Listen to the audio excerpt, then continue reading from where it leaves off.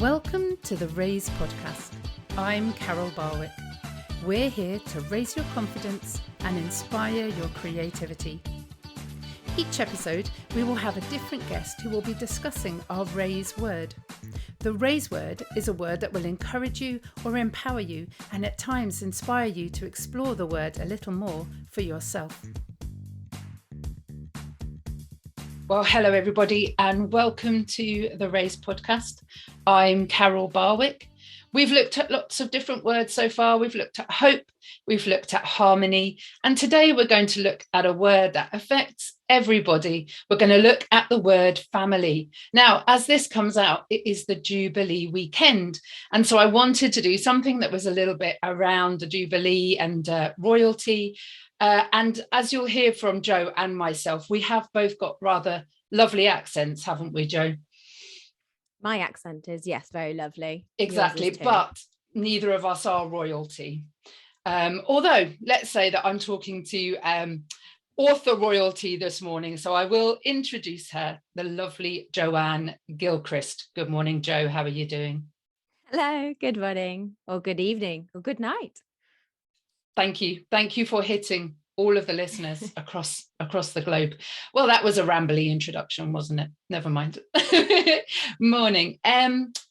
So Jo, before we kind of dive into all the different things that you do and the way that you help families and enable families, what does the word family mean to you?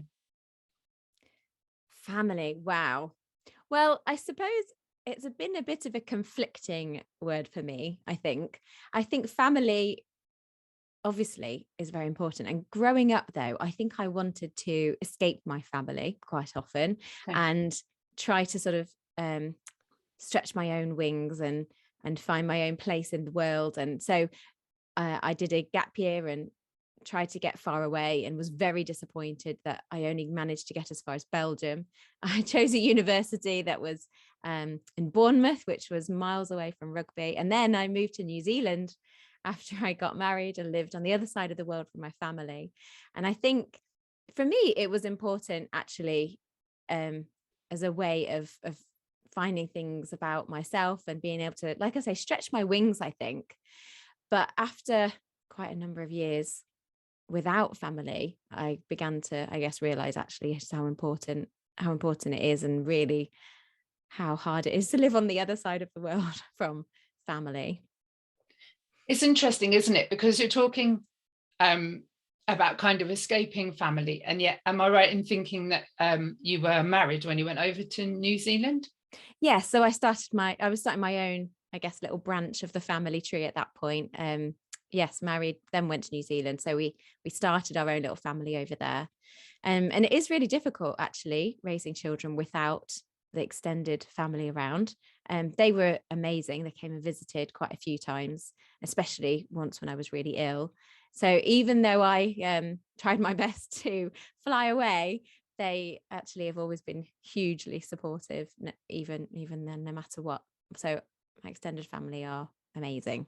And my little family, so I have 3 children now, 11, 13 and 4, and they're all girls and they're fabulous.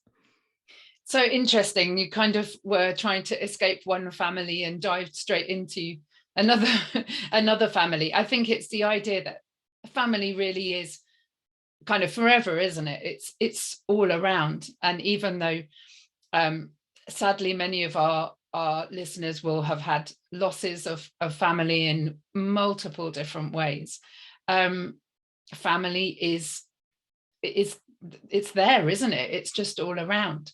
How much do you think you're going to different places kind of formed wanting to belong? Like where did that fit into everything?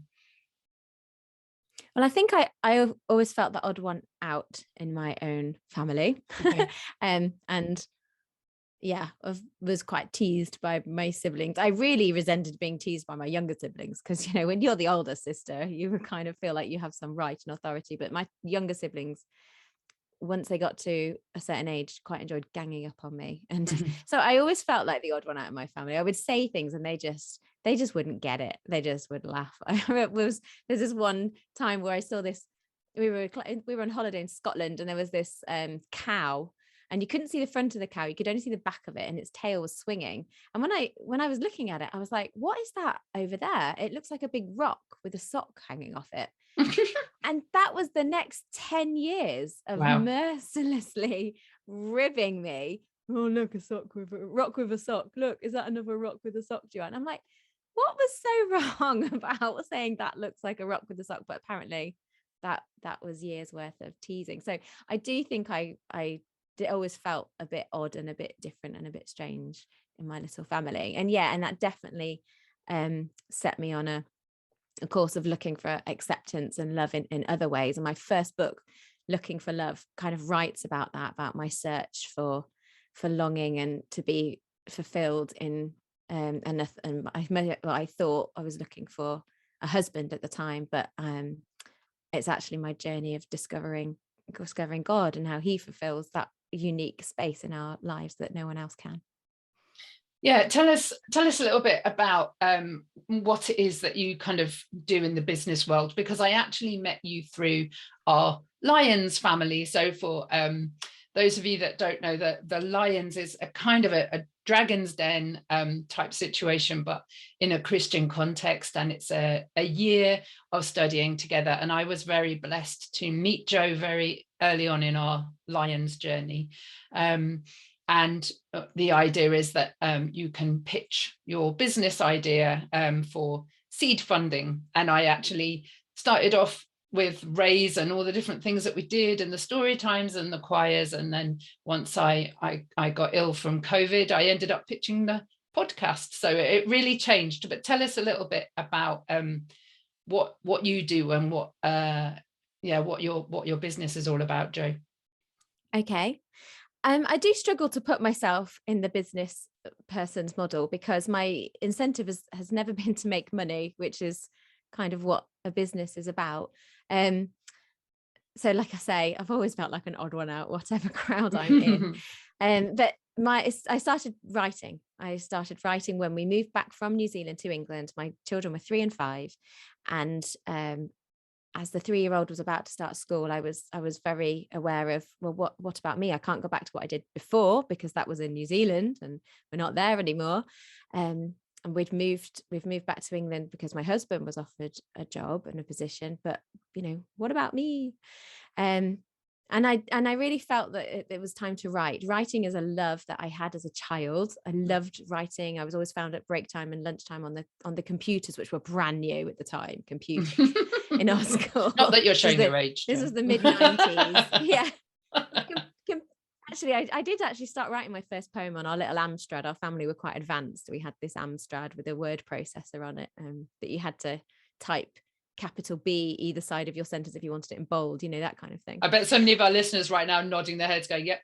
They remember the old Amstrads. We had to actually type in all the code to play a game, and it took days and days. And if you got one thing wrong, you had to start the whole thing again.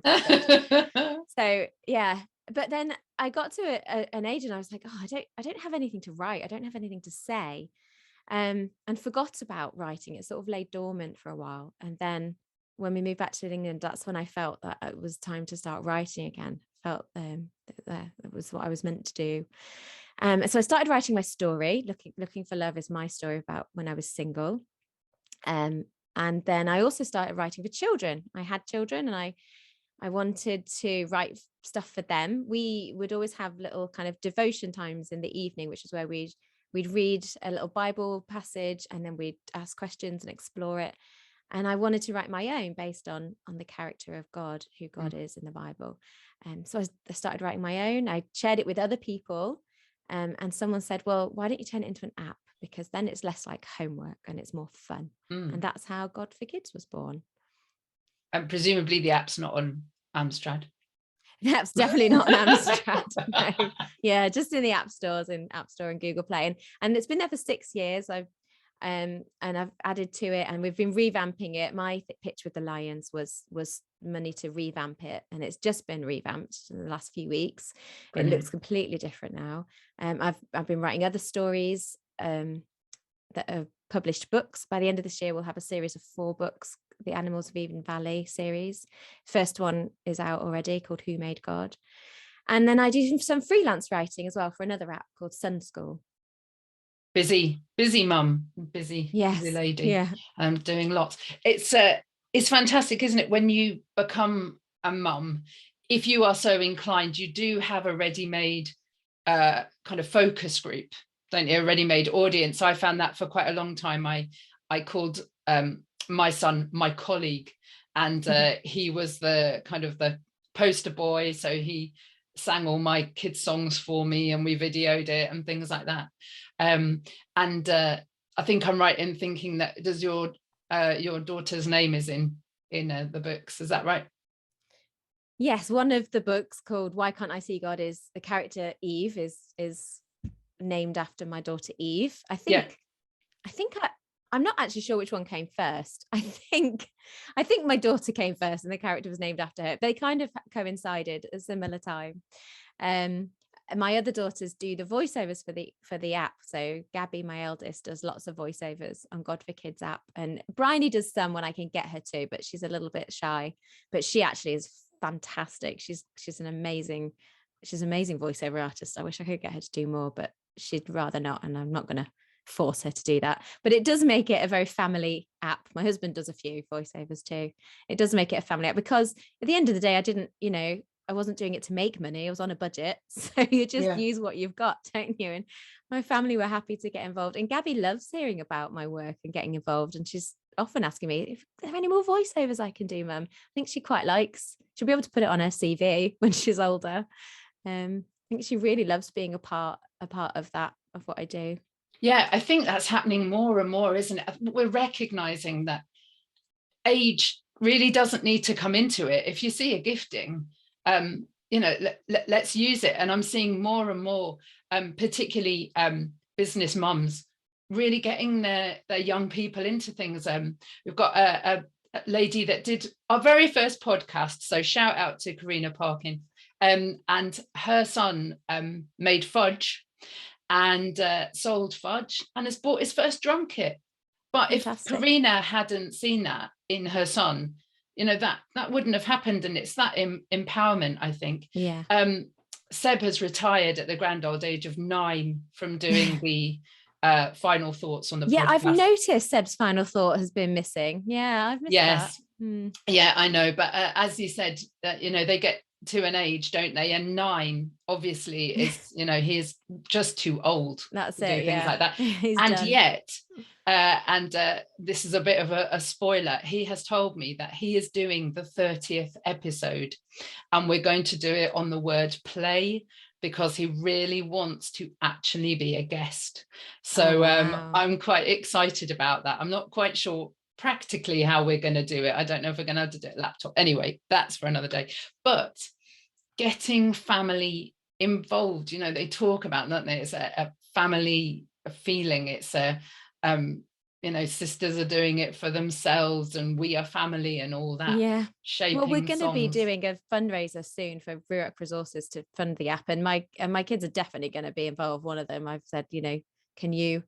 One of you needs to man the bouncy castle, yeah. and things like that. But I also find that it's giving them a platform as a jumping off point for them. So yeah. I think it was Lisa Bevere who talked about your is your children's jumping off point. And I've noticed that with my children. So Gabriella has been working on a novel for the past 2 years. Wow. And she fully expects it to be published, because why not? Mum did it. Can't be that hard. Yeah. And Bryony loves editing on her little iPad, making little animations and things, because, Mum's been involved with that. Can't be that hard.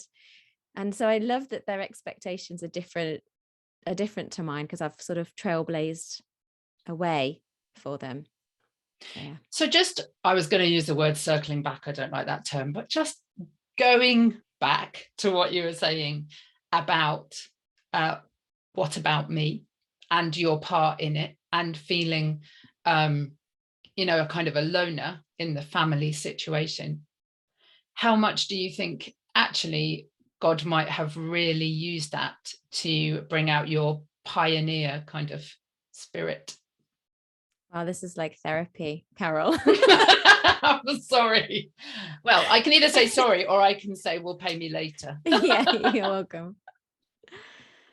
Oh gosh, I don't know. I don't know. It's interesting because I often think back to when I was at church, growing up in church. I loved to sing, but unfortunately everybody else loved to sing as well. So there was a huge competition on who would get to sing.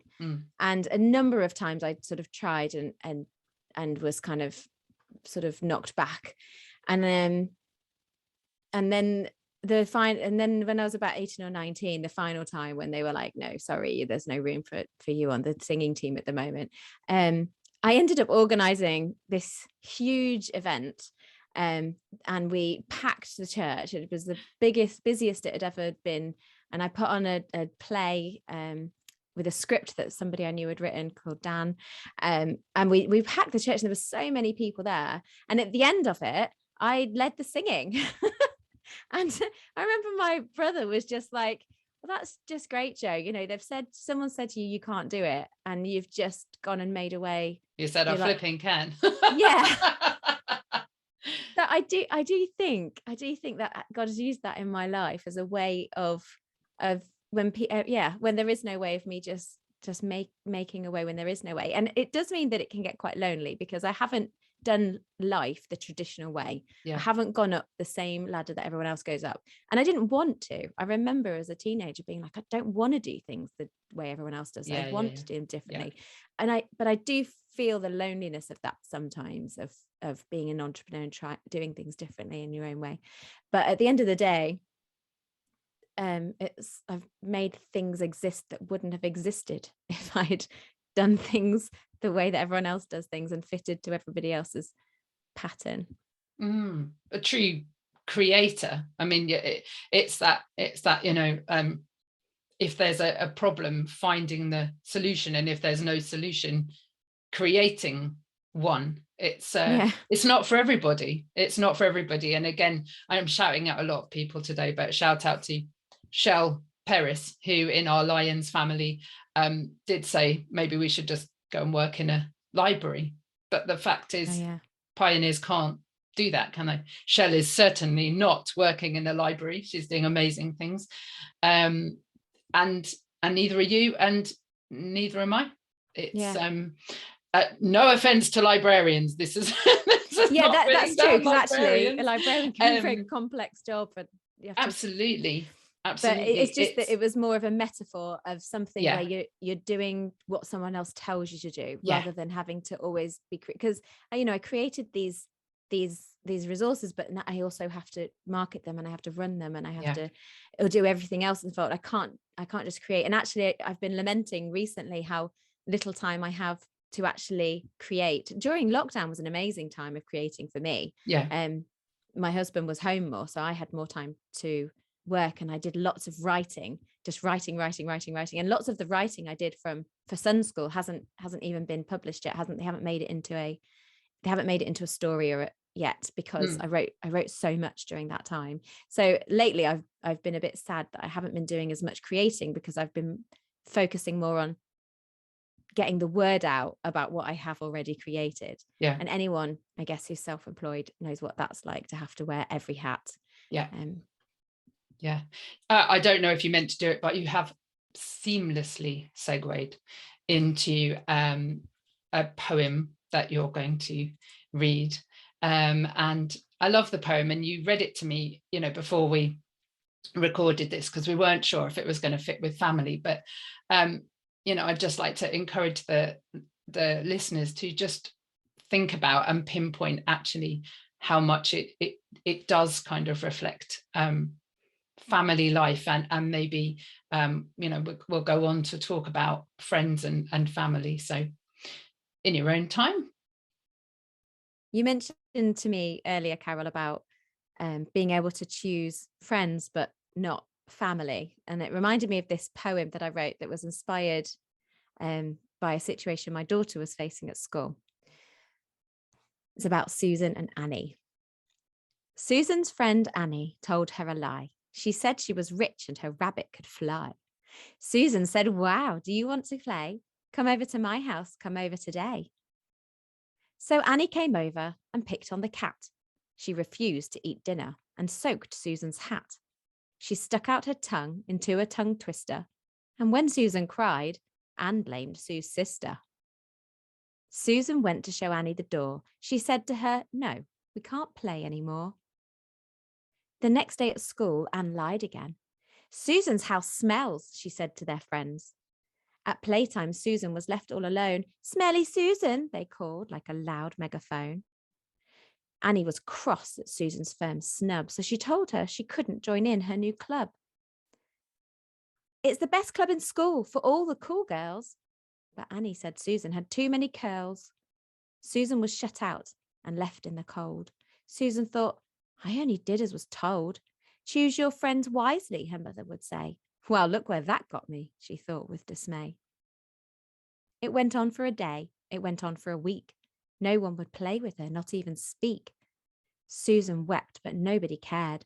"Please help me, God," she cried in despair. Who loves you most?" her mother would ask. "You, Dad, and Jesus," she said super fast. "Then that's whose opinion matters the most. You don't have to listen to others who boast." Then one day Annie was missing from class, and the next, a whole week went past. Nobody knew where she'd been all week, but when she came back, her face looked bleak. Something quite bad must have happened at home, but Annie stayed silent and played all alone. She didn't want to join in any game. The cool club was closed. It wasn't the same. None of her old friends knew what to do, so they simply ignored her, except for our Sue. Susan felt bad for her classmates' distress and paid her a compliment on her nice dress. Annie broke down into tears and cried. Out came those feelings she held deep inside. Susan gave Annie the biggest of hugs and said, "It's okay to cry. I won't judge." Annie confessed it had been a bad week. Her daddy left home while she was asleep. He'd not said goodbye except in a letter, and nothing her mum said could make her feel better. So bad dreams had come at night in her bed. She felt so scared of the thoughts in her head. "Please don't laugh," Annie begged Sue. "If you did, I wouldn't know what to do." "Let's be friends," Susan agreed. "We'll start a new club," she firmly decreed. "Why are you nice to me?" Annie replied. "I've been so mean to you." Susan just smiled. "We all need a friend, especially when we feel like we'll never be happy again. I forgive you for every mean thing that you said, and even for drenching the hat on my head. I know what it feels like to be all alone. So let's be friends. Will you come to my home?" It's lovely to have Jo talking so openly about family. If you're wanting to be part of the Raise family, then do join our Facebook group, Raising Confidence, Inspiring Creativity Community. That's over on Facebook, or find us on Instagram or our website www.raiseforall.com to find out more of what we're doing. Back to the episode. Oh, Jo, that was ace. That was so ace, and it's so nice because I do think I know that not every single podcast episode is family friendly, and that's fine. That's okay. But it's nice to know that there are some where even little bits of the podcast children can listen to as well. So I do encourage those people listening that have got children to get them to just listen to that bit, if nothing else, because that poem just speaks volumes, doesn't it? Again, there'll be listeners today that are nodding their heads going, "Yeah, I was Susan," or "I was Annie."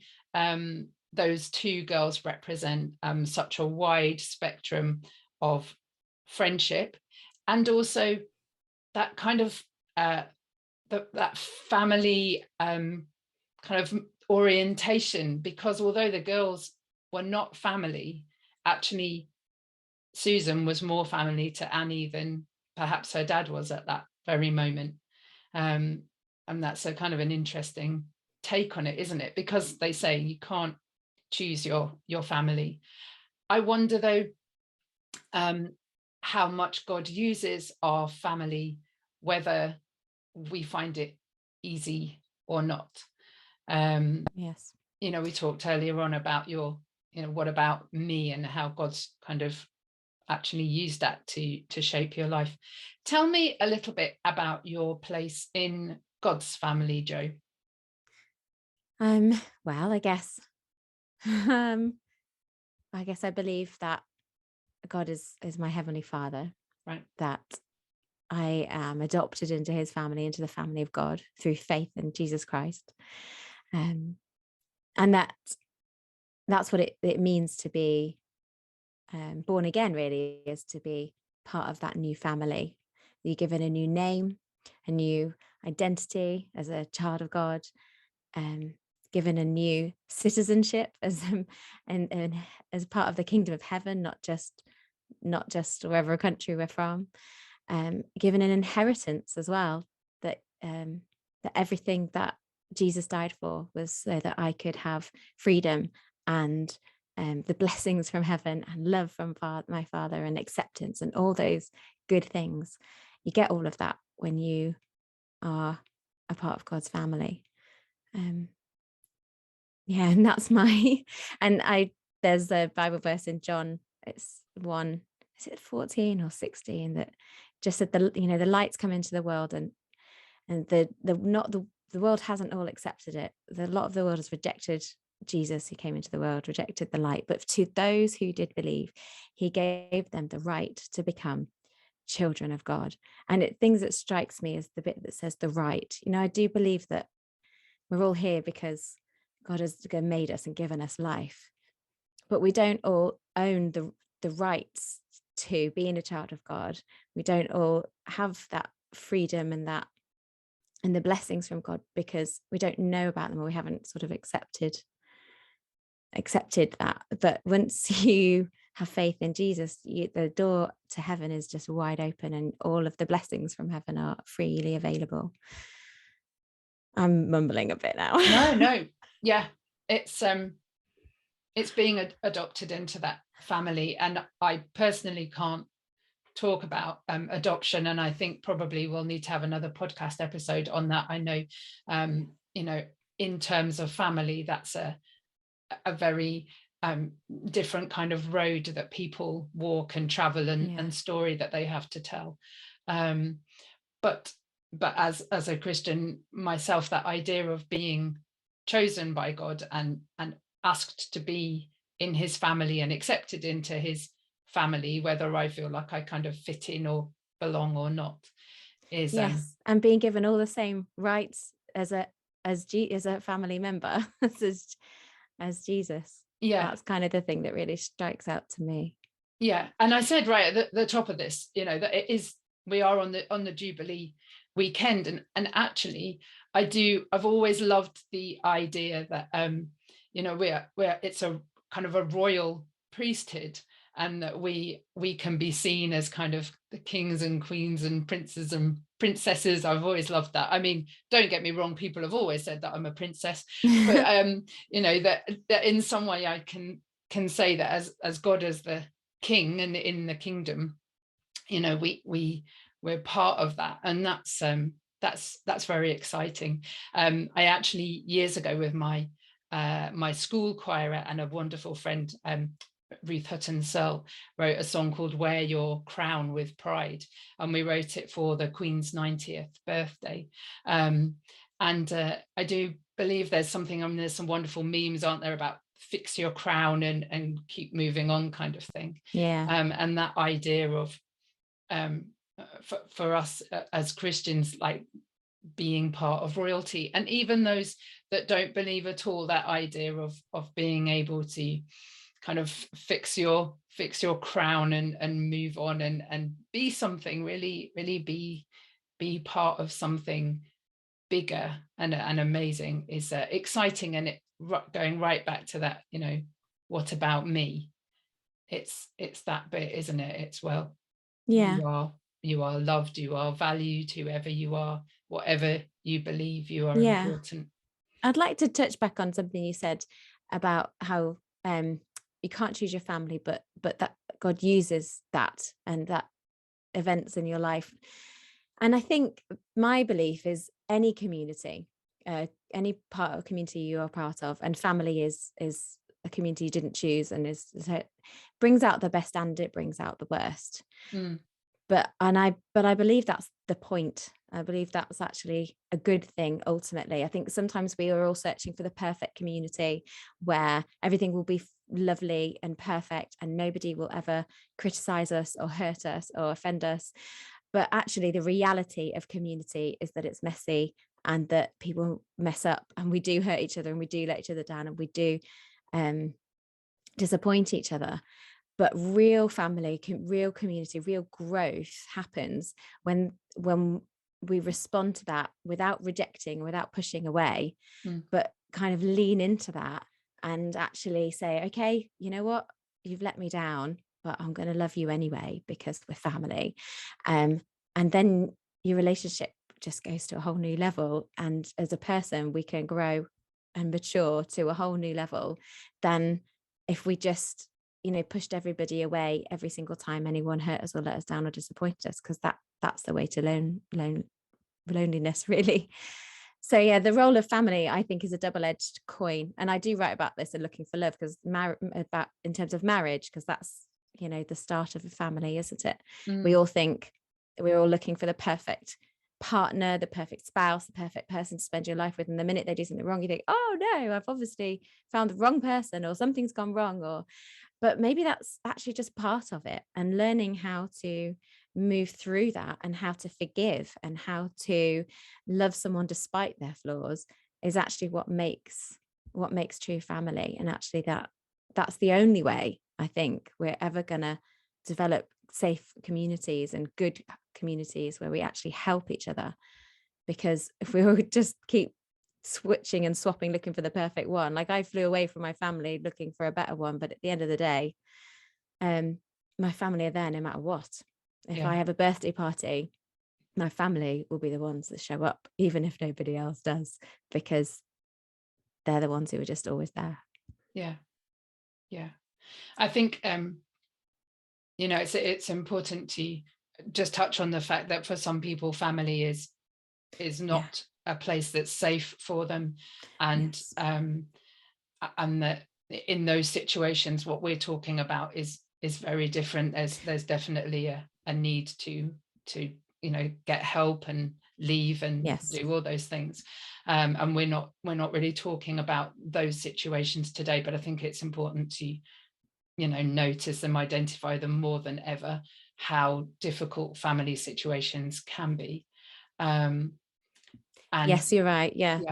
But also that for some people, community does really become their family. But I think you're so right about what you said about kind of seeing the good in those, in the lighter situations, and being able to work through it, because actually family is the first time you get to do that, isn't it? They're the first people that you have those encounters with.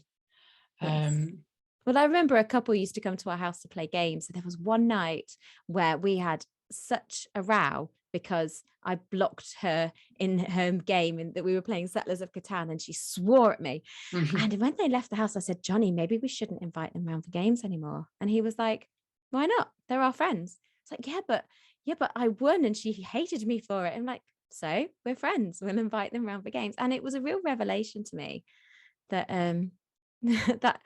so I'm not talking about if violent situations or unhealthy situations. Absolutely, I guess I'm talking about those situations where we have a choice to take offense and cut someone off, or to forgive and actually take that friendship to the next level and say, do you know what, we can play games with each other and get mad and swear at each other, and I'm still going to be your friend. Absolutely. So we always have a challenge on the podcast. So the challenge this week is, who are your family? And when you get to that point where you say, what about me? Who is it that steps in and says, you're valuable, you're important, you belong? Have a think about that. And why don't you encourage that person that's done that for you? Because that's how we need to work together. We need to just come together like we're family, even if in so many situations we're not blood related. We come to the part now where I write a poem for our guest. It's slightly intimidating, seeing as you are an author, published many times, and I am not in any way. And also, have you ever tried rhyming the word family? But now I've done all my excuses. We'll give it a whirl.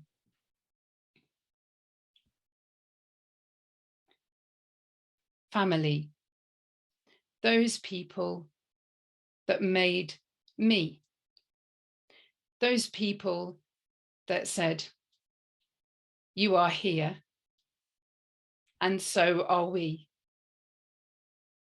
A community, a group of people that share, that care, that swear. When should we forgive? How will that help us to live? Let's stand together. Let's prepare to help each other to find our where we belong, where we can be, where we no longer have to say, what about me? There you go. I didn't have to rhyme family. Woohoo! Yeah, you did a good job there rhyming it. Yes. Jo, thank you so much for this morning. Thank you for your friendship, for being part of my Lions family and my journey. Again, just to the listeners, just think about who it is that answers your what about me, and do thank them and encourage them. And also remember that you are part of the Raise family, you're part of the Raise community, and you are valued and loved. And if you need to reach out and ask where your part in this world is, please do that.